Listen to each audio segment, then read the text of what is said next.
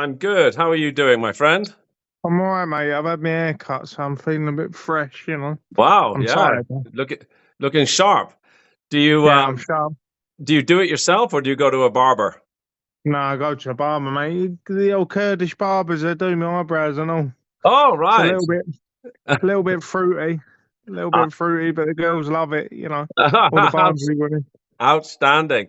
I do my own. I just get a clippers and do my own, Yeah. which is why it's not overly stylish. But the No, only you're super stylish, mate. You got the nice bins and all, haven't you?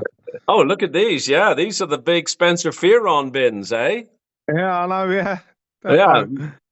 these are Yeah, these are perfect for about this distance to my phone because Yeah, the other reading glasses I have, I can't even see the phone properly.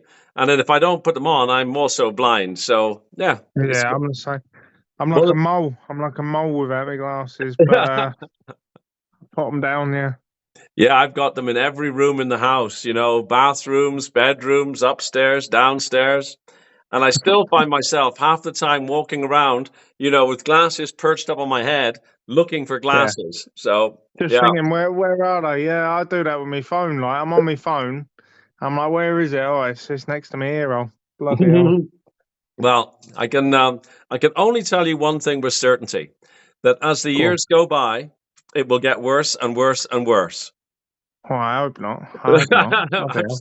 I'm sorry to share that with you, but I'll be bumping into things, mate. so how have you been, man? I've been all right. I've been all right.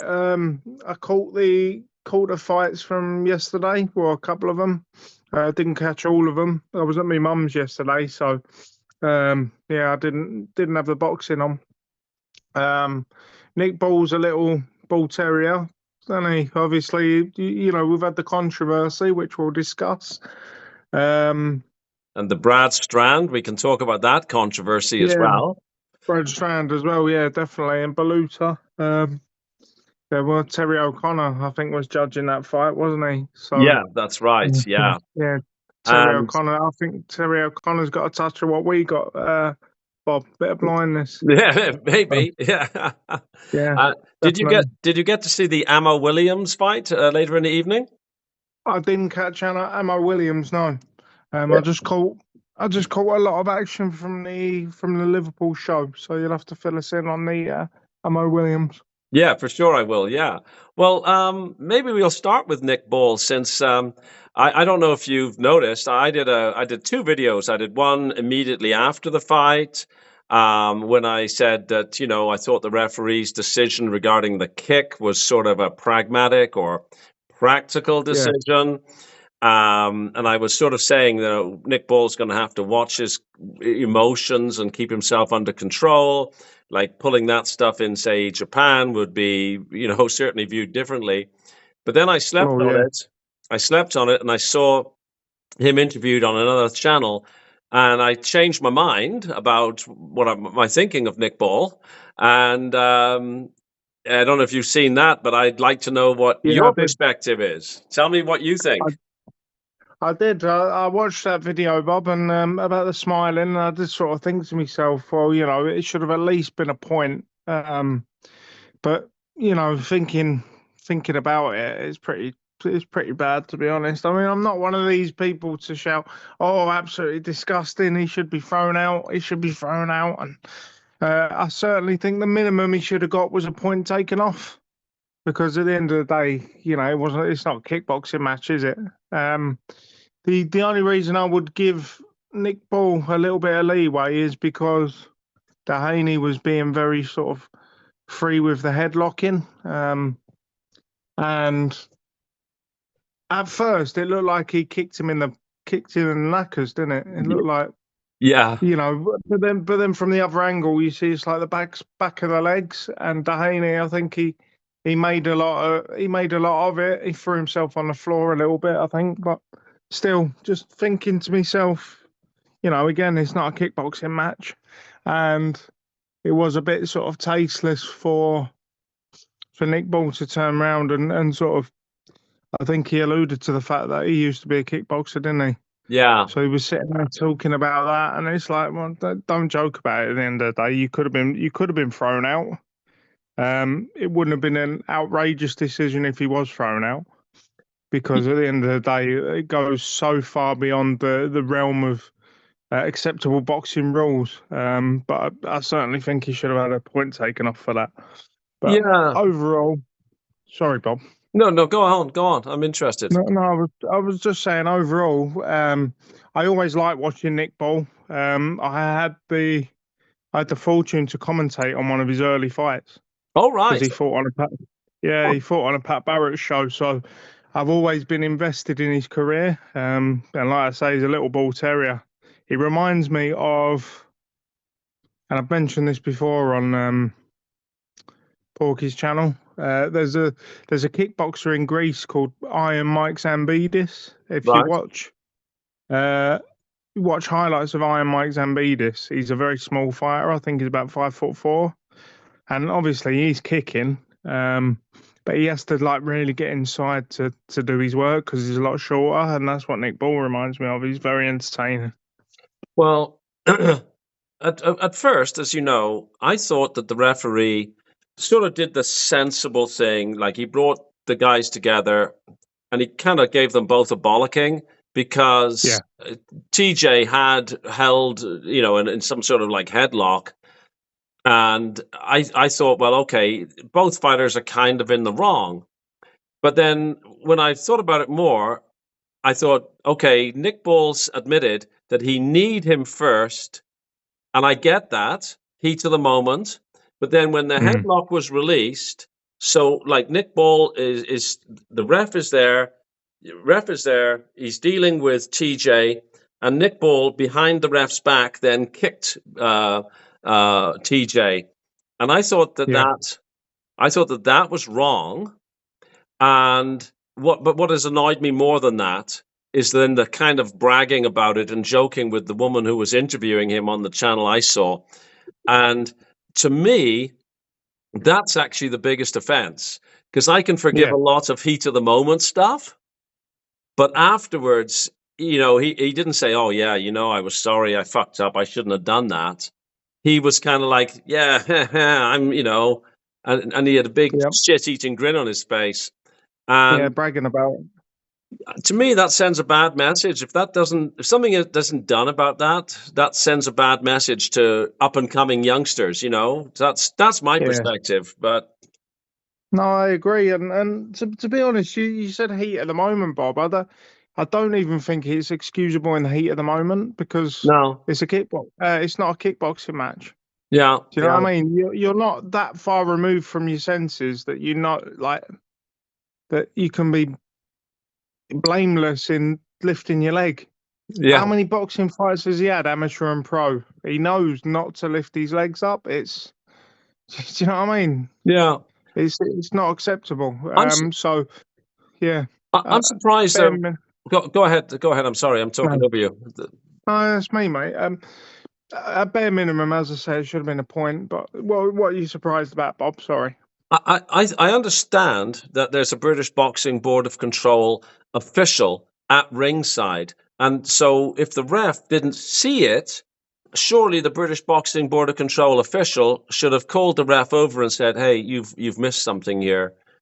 Deal with it." Yeah. And that didn't happen. So, what is the British Boxing Board of Control doing in situations like this? Well, they're just. I think they're a law unto themselves, aren't they? I mean, Robert Smith. To venture onto another subject, Robert Smith he mentioned today about the £100,000 fine, and saying like it wasn't. Uh, it didn't depend on the amount of money that Eubank was making, the amount of the fine. Whereas it obviously did, hundred Yeah. thousand pounds. You're not going to fine a central area level fighter £100,000, are you? Well, of course But not. no, I mean the reason why I mention that is they seem to be making the rules up as they go along. Hmm. So for the Nick Ball fight, it should be written down. And I've said this before about judging. It should be written down on paper and rigid. All the rules should be rigid. Yeah. Not Yeah, because I mean, a couple of weeks ago we had the controversy with um you know, the disqualification, Oh, Paddy Paddy Donovan, Donovan. you know, Yeah, yeah. And whilst I actually agree with that, I agree that he should have been disqualified. He was told a number of times, you know, to curb what he was doing, and it doesn't matter sort of whether he's ahead in the fight or anything like that. He should have been chucked out. That was my opinion of it. But you know, you can't have sort of one rule for one and one rule for another. You well, know, yeah, yeah, inconsistency in the application of rules doesn't help anybody, because if you and I were guiding fighters, advising them in some capacity, we would like to know what the rules are and how they're applied so that we could give professional advice, right? If we were yeah, managers certainly. or whatever. I mean, neither of us are, but I mean, there are people who are involved in the professional management of fighters that it would be helpful if you knew how the regulator was going to behave in certain circumstances. Massively, and you know, I've said it numerous times on different mediums. You know, we're not dealing with football or soccer, as probably Canadians call it as well. You know, we're not Yeah. dealing with losing half a yard of pace. We're dealing with getting punched in the face and losing brain cells. Yeah. You know, there's people out there that are not losing their livelihoods. There's people out there losing their lives. Yes, But absolutely. we can't be endorsing this sloppiness. And hopefully, with all these changes that are due to come in now, they're saying 2026 with regards to that boxing league that Turkey and Dana White are endorsing. You know, hopefully there'll be a bit more sort of uniform criteria under their roof, and maybe we can push boxing towards a more positive outcome in terms of scoring and things like that. Because it's the Wild West at the moment, Bob, and I don't agree with it. Yeah, I don't agree with it either. I mean, um, I'm hopeful that it will change. I've been hopeful it will change for all the years I've been watching boxing, which would go back to my earliest sort of memories of about like 1966 or 67. So I've been waiting Yeah. a long, long time. Um, what did you think of the Brad Strand fight and the calling of the knockdown? I struggled to find any rationale for calling that as a knockdown. No, I'm the same. It was a bit of a yeah, but I mean, you got to think we're in sort of Liverpool, and you know, I just think there's a lot of dodginess, isn't there, Yeah, with well, refereeing, with judging, and it just makes you laugh. I Really, took we could go on all night. I don't want to go on about it too much yeah. because I get on my high horse with the judging, and there's other things we need to talk about as well. You know. I did notice, and maybe we'll just leave it here, that the referee in the Brad Strand fight was the same fellow who had refereed the Conland Donnelly fight, and I'll leave I'll leave that alone. Um, Well, there you go. let's talk about something else that I have a view on. Firstly, I don't like the interviewer, so I think I'm prejudiced, and I'm but Piers Morgan, a fellow who I fucking do not like to watch. No, he's a Sorry, tosser. Yeah, he's a toss pot. Yeah. uh, he he interviewed Conor Benn and Chris Eubank Jr. Did you see the interview, and what do you think Yep. of it? Well, I said to you earlier this afternoon, I think, um, that anything to do with Conor Benn, no, it was yesterday, wasn't it? Anything to do with Conor Benn, I just want to throw things at my TV. Um, I feel like Piers was just he was on Conor's side. It's as if someone's had a word in his ear, you know, and just he was sat there sort of trying to defend him at points, you know, and jumping on everything Chris Eubank was saying. And at the end of the day, Chris Eubank was right in what he was saying. You know, the man. How many times have I got to say it? You know, it's been said. The man's a drug cheat. The man's a drug cheat with not very much discernible skill before he disappeared for 7 months. And then when he come back, he started knocking out people, and knocking out sort of pugilistic corpses like Chris Van Heerden, you know, and he struts around thinking he's Billy Big Bollocks. So Eubank held himself really well in that interview. There was a particular low blow when, like, kind of contradicted himself a couple of times, didn't he? Because he was saying like, "Oh, your dad hates you, this and that," and then one minute he's apologising to him and saying, "Oh, I hope you two can get together." It's like you're not even consistent in your opinions, Connor. Yeah, You know, it's I was like I say, Piers Morgan, for whatever reason, just rubs me the wrong way. Even if he's saying things that I agree with, I'm kind of instinctually wanting to disagree with him. Um, Mhm. but I tried to look past that, and I thought he was um, siding with Conor Benn, and he didn't follow up with any degree of vigor with No, Conor Benn, but he seemed to adopt an almost litigation type personality when he was following up with Chris Eubank Jr. yeah. And I'm wondering. Well, I'm wondering a number of things. Was this all prearranged? Because I still don't necessarily buy the story. But if it wasn't prearranged, was Piers Morgan corrupted in some way to have a preferential view of Conor Benn, and I simply don't know. What's first of all, what's your feeling, and what's the feeling in the UK where this show is undoubtedly very popular? Well, my feeling, I agree with you. He didn't follow up with any vigor, did he? Because I think even at one point, without explicitly admitting it, admitted to the drugs being in his system and sort of knowing about it, and yeah, he implied it, didn't he? And he just said, "Oh, I don't believe it. I still struggle to believe it now." Oh, so you must have believed it at some point. You thought about it, obviously. And I would have jumped all over that. I would have done. But I don't know. There's just this particular maybe gangster element behind Nigel Benn, um, maybe Eddie Hearn, and just this aura of menace around them. They've got a lot of unsavoury team members in the old Conor Ben corner. Uh, So I don't know. I'm not saying that they could intimidate Piers Morgan, but maybe they could intimidate Piers Morgan. Yeah, Maybe there's an intimidation factor there, and they've got money behind them in the shape of Eddie Hearn, and maybe it's not in Piers Morgan's best interest to get on the wrong side of him. I don't know, but it was yeah, it just interesting. wasn't. It was very interesting to me. I mean, one wouldn't have to be a lawyer to follow up with those kind of questions. I mean, any guy who's come home from the bar and has spoken to his wife after he's had more vodka tonics than he should have had will understand that one doesn't have to be a barrister to ask follow up questions. And Piers No. Morgan is a smart fellow. I mean, he's done exceptionally well for himself, and he wouldn't have even had to be throwing fast pitch kind of shots. It just seemed like he was, oh, there's a little lob, gentle question. Oh, okay, I'm not going to follow up.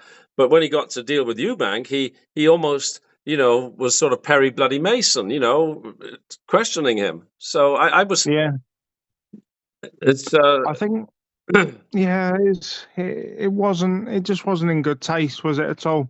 I mean, he could have just turned around and he should have just asked that one question that is always being mentioned. How did it get in your system then, Connor? yeah, You because say you don't, or you say you don't believe it, Connor.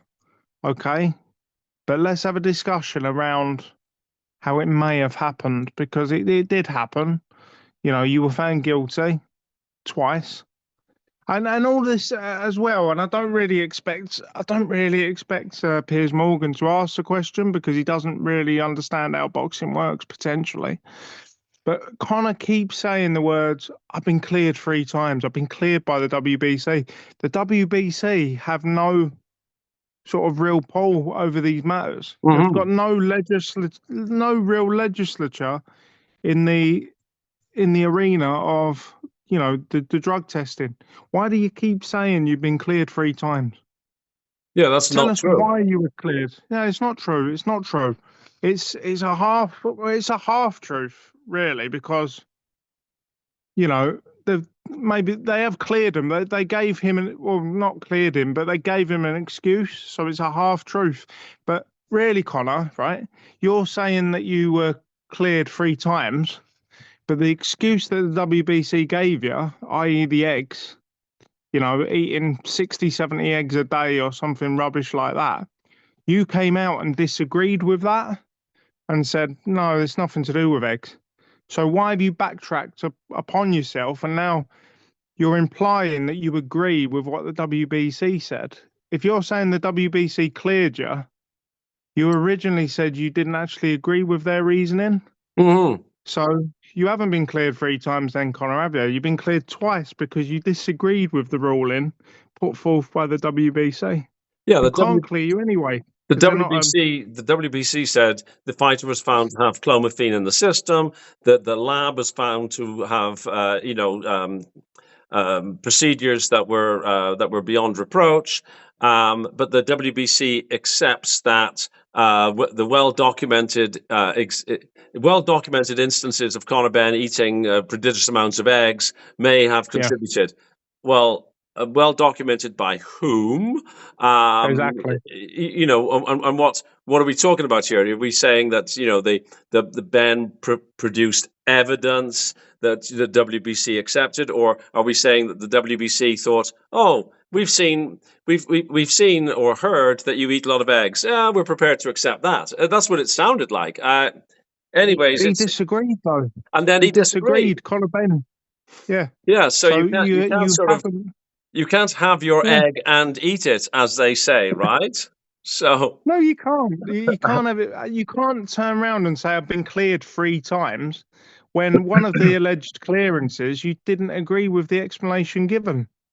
and surely So the only place where a clearance could be sort of you could hang your hat on a clearance would be as if the British Boxing Board of Control conducted a thorough investigation and then proffered a decision that was properly written with their findings, yep, properly sourced. I mean, just yeah. So I don't know. yeah, The whole thing is very confusing. And to be fair, like I honestly, I kind of, I just want to see Conor Benn get ironed out now by Chris Eubank because yeah. So do every time I see I. him, I feel more and more irritated by him.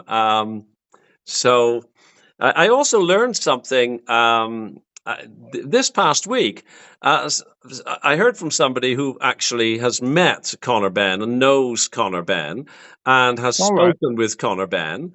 And apparently, Conor Benn does not speak in his everyday discourse like he speaks on TV with the.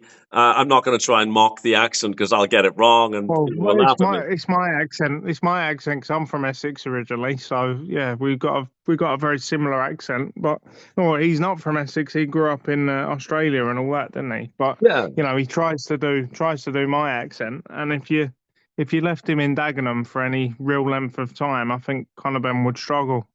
There's a lot of people with a lot of knives walking around Dagenham. So Yeah. yeah, Well, generally, when rich, privately educated children sort of adopt a faux working class hard man attitude, they find themselves on a sticky wicket when the lights yeah, go out. Yes, I understand. exactly, I understand exactly, that very much. Sort of. exactly. It's like the other day I listened to Johnny Fisher's father talking about, East London in it. And it was all sort of amusing to me. And I realized that he was born in the mid 70s. So he was actually a toddler when I was living in London. And the Mhm. idea of the Richardson and the Crays and the smoky calves with, with the jellied eels and sawn off shotguns under the table. That's a throwback to the 50s and 60s. Like he's got no basis to claim that. And it was just amusing to No. me. Like, anyhow, it's sort of, And all these boys from Essex as well.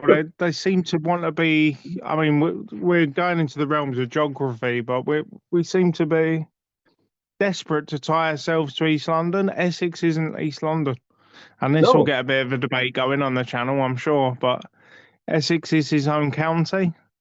It Yes. annoys me that they try and lump it in with East London. It really annoys me. But That's not even a boxing discussion. But I mean, they're all trying to be London gangsters, aren't they? And they're it's not even from London. it's But certainly yeah, not within the sound of Bow Bells, anyhow. yep, So, so anyway, it's amusing, and I'm pleased that we can laugh about it because the alternative to laughing about it is to just get really angry about it. Um, yep, Before we run out of time, and we've got 10 minutes or so, I was struck the other day. You mentioned that you did some commentating, and I did.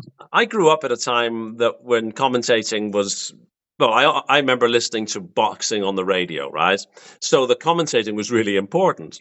And then, of course, when I Yep, first started watching, like TV and throughout the 70s and 80s, the commentating sort of matched what I was watching mostly, right? But now, yeah. particularly on the streaming service that I usually watch, which is DAZN, I find that the commentating, um, it's not reflective of what I'm seeing, and I'm wondering what your impression is from as somebody who has commentated, and also you can possibly commentate. You could possibly comment upon what you see on like terrestrial TV in Britain and other sources that I don't get to see.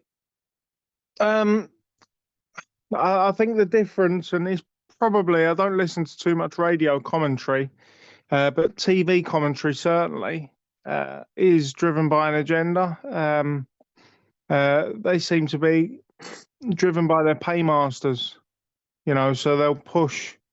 If one fighter's having a particular like lands one shot, and then the rest of the fight is dominated by the other fighter, that one shot, if that's the home fighter, so to speak, so like a matchroom favourite, they'll just push the narrative. Whereas I think radio commentary, you really do have to really paint the picture of exactly what's going on because people aren't even using their eyes. They can't argue because they're only listening to what they're being told. Um, I don't think commentary. I don't think commentary is um, as respected maybe nowadays as it was back then, just because of these agendas. Mhm. And it annoys me. Like the commentary just seems to be another propaganda arm nowadays, like another way for broadcasters to tell you what they want you to be watching rather than what you are watching, and that really annoys me. As someone who's commentated myself, I mean, I've not done it at any sort of massive level. I've done it for sort of small hall promotions, um, and like YouTube channels, but I I wouldn't want to commentate on a big medium. I mean, it'd be nice to get a few quid, but I'd be satisfying. I would be sacrificing my integrity, and I Right. think that's what a lot of these guys are doing nowadays. I think, when they're pushing the agendas and telling you what they want you to see as opposed to what you are seeing, I think they're sacrificing their integrity for a few pound bob. Well, Um, that does. I mean, I'm saddened to hear that. But in a way, I'm pleased that I'm not the only person that's thinking this because sometimes I feel as the kids would say, that I'm being gaslit because I'm watching yeah, something, and with my new big bins on, and but what I'm hearing it doesn't gel. And I mean, I no, noticed that most I guess infamously, really, in the Fury Usyk fights, of course, where yeah. the commentators were so favoring Fury that had I not been watching, I would have imagined that I'm looking at a 10-2 a sort of blowout in terms of Well, rounds, which it's interesting you say that because on the night, like I will openly admit, I was drunk and I actually scored the fight for Fury on the night. But when I sobered up, right, I watched the fight with the sound off, and I had Usyk winning it by 4 rounds. So right. the commentary. I mean, I was drunk as well, and I was with my friends, so I wasn't paying full attention. Commentary can certainly drive your narrative, and that's why I think like it can drive your internal narrative to how a fight's going. And I think, they really need to, particularly Dana White and Turkey, if they're going to do this new venture, they need to look at, because it's about being responsible. You need to be responsible to the fight fans that are paying the wages of the fighters, paying the wages of the promoters, by actually giving them a true depiction of what's going on. It's irresponsible to do otherwise. I So think, that's why boxing, a yeah, mess. I think that's a good point because, you know, when you have a commentary that's very one-sided, Hmm. a person watching it will use all their senses, and they're listening, especially if they're not, frequent watchers of boxing. They will be Yeah. listening and absorbing that information. And then the next day, you'll see the comment sections on YouTube videos where people are so wound up about it and screaming, low blow, low blow. It was a low Yeah. blow. Everybody could have seen the low blow. Well, if you turn the commentary off and you watch it and you see, well, it wasn't a low blow, or vice versa, right? Yeah. Um, and I think there is a responsibility to sort of not rile people up unnecessarily, to be more, to just bat down the middle, to be more neutral in your Yeah. commentary. So Yeah. so people can form their own opinions. But, You know. maybe people are not they don't want people to form their own opinions. I don't know. Nah, they want us to be sheeple, Bob. I That's think the that thing. that might well be the case. Well, I Definitely. noticed that we're reaching the end of our allotted time. So again, I must thank you very, very much for coming on, and No problem. we've still got lots to talk about for possibly even next week. We can do make this if not a weekly or maybe a every other week kind of feature, because you Yeah. are actually the guest that people have been clamoring for the most. Oh well, I don't know why. I don't know why. It's because of the fresh haircut, isn't it? But it's an absolute pleasure, and I try and give a different part of myself to Canada's boxing channel. You don't get the loud Larry James. You get the well measured and considered one. So if people like that side of me personality as well, You I appreciate it. You can just be yourself. You can be however you want to be, and there's no you don't have to necessarily agree Oh no. or be civilized. I mean, the version that I see on Porky's Corner is perfectly acceptable as well. But you're a gentleman with the law degree like me. So we need a bit of parliamentary procedure, don't we, A bit Bob? of parliamentary So procedure, yes. I mean, yeah, quite. I write down or write off the law degree as youthful exuberance, and not really knowing same what to here, do. same here, same here. But I've Okay, my really friend. enjoyed it, and I'll be on next week. Yeah, definitely. Absolutely. Thanks so much, James. I really appreciate that. Thank you. All the best, Bob. Bye Cheers. bye, mate. Thank you. So, folks, that was James from a Porky's Corner alumnus. Always a pleasure to have James join us, and I look forward to seeing him on with me next week. Thanks, everybody. Bye bye.